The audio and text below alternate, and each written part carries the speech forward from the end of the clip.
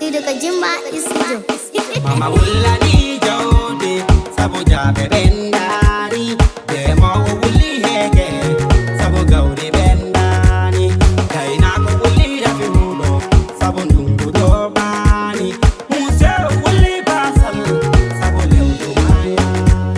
Mama wulla ni jawde sabo jabe bendani de mo wulli hege sabo gawde bendani kayna ko wulli rafi hudo sabo ndungu do bani muse wulli basal sabo lewdo maya.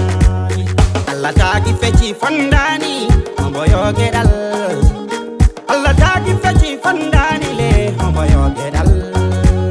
Dembo okki oro mo hadi oga ko kallala okara ko kantan madara kanyo kara ko kantan madara kany fechara ko kantan okara bombo okki yo no foddin hore mun bombo hadi yo no yondino gido am. Mama wullani jawde sabo jabe bendani de mo wulli hege sabo gawri bendani kayna ko wulli rafi hudo sabo ndungu do bani muse wulli basal sabo lewdo maya. Wullani jawde sabo jabe bendani de mo wulli hege sabo gawri bendani kayna ko wulli rafi hudo sabo ndungu do bani muse wulli basal sabo lewdo maya.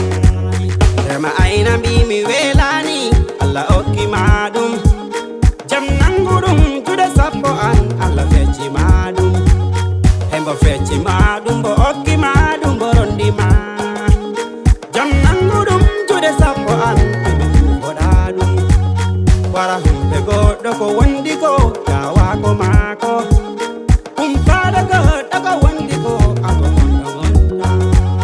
Allah tagi feci fondani hombo yogedal, Allah tagi feci fondani le hombo yogedal.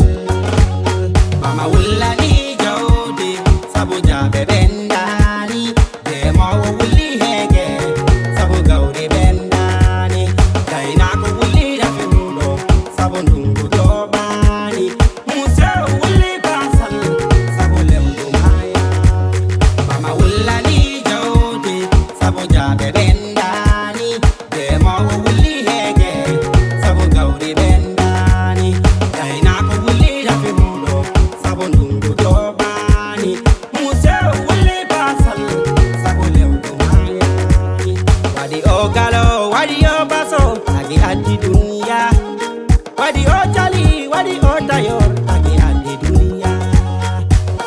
Madina la ali tayor ko gonga o wawi siso e dunya chade chade dunya e dunya sabo addi dunya baden se selle dunya e dunya sabo addi dunya e dunya.